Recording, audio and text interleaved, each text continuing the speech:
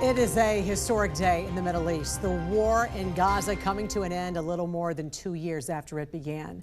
The president reiterated the importance of this day while speaking to the Israeli parliament just a short time ago. Generations from now, this will be remembered as the moment that everything began to change, and change very much for the better. Like the USA right now, it will be the golden age of Israel and the golden age of the Middle East. It's going to work together.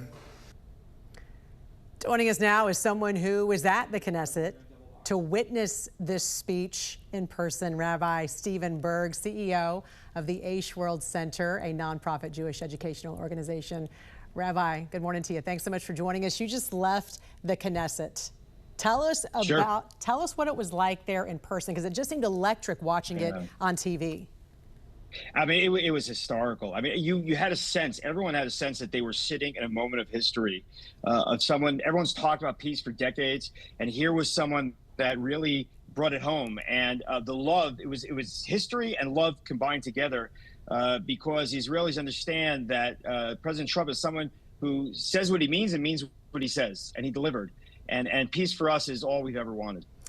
2 years, 737 days since Hamas terrorists took captive those hostages, and now they're coming home. What has the atmosphere been like there in Israel, and what is it like today? I mean, the emotions are overwhelming. Everyone was watching families being united on their phones as they were listening to the speech. And, you know, we're right there by the Western Wall, right behind us. That's where our offices are. I mean, it was jam-packed last night, throughout the night. I mean, you're talking about tens of thousands of people coming there, praying, thanking. This has been a 2-year nightmare, which is finally over. And, you know, we're ready to move on. And thankfully, the United States is the greatest country in the world. And I think everyone should know that, because only the United States could have stepped in and done what has been done. And I think only President Trump could have done it. And I think the Israeli people understand that. And so we're thankful to God, because we know this was, he played a big part here. We're also thankful to him for sending us the United States of America and President Trump. I got to tell you, it's really remarkable to even be live with you right now and to see the background there behind you, because you don't hear the sirens, you don't hear gunfire. I mean, just talk about that. It just seems so peaceful there behind you.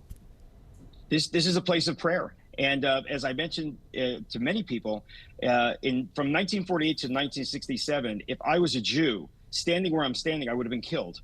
Since 1967, when Israel took over the old city of Jerusalem, all three religions have been able to flourish. So I have good relationships with the Christians and the Muslims that are here in the old city, and the Jews.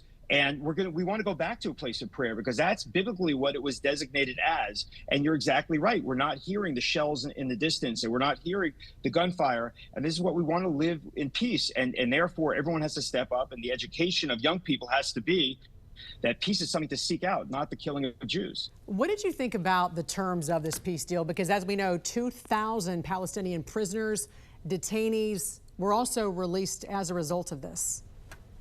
Painful beyond belief. I don't think anyone around the world understands how painful this was for Jews and Israelis to have murderers go free. It's literally as if you're letting serial killers out as part of a deal. These are terrorists, and it's very, very painful. But for us, these 20 young men coming back alive, I can't even give the value upon that. So we know that we have to sacrifice for peace. We're not thrilled. But, you know, the truth is, when you make peace, neither side is thrilled. And I think we understand that. And I hope the other side understands that. And we need to move on. But frankly, no one in Israel actually expects the other side to move on, because we understand that now they're going to try to bring Israel to criminal court. They're going to try to push this as far as they can, instead of trying to make peace practically, like the American administration has done. So our hearts are a little bit broken. But as I tell everyone, there's nothing stronger than the broken heart of a Jew. Our hearts have been broken, but our hearts are much stronger now, and we're going to continue to pursue peace. I want to listen to some of President Trump's historic speech to Parliament. I know you just witnessed it as well in person. Let's take a listen together. This is now a very exciting time for Israel and for the entire Middle East, because all across the Middle East, the forces of chaos, terror, and ruin that have plagued the region for decades now stand weakened, isolated, and totally defeated. A new coalition of proud and responsible nations is emerging. And because of us, the enemies of all civilization are in retreat.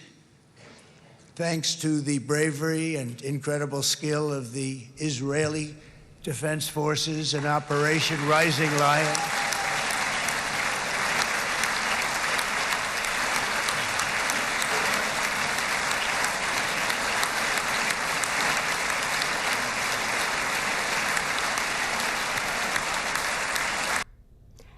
I wanted to play this because I wanted you to talk a little bit about the IDF, the Israeli Defense Forces, and just how amazing they are for your country and how they've defended you guys so well.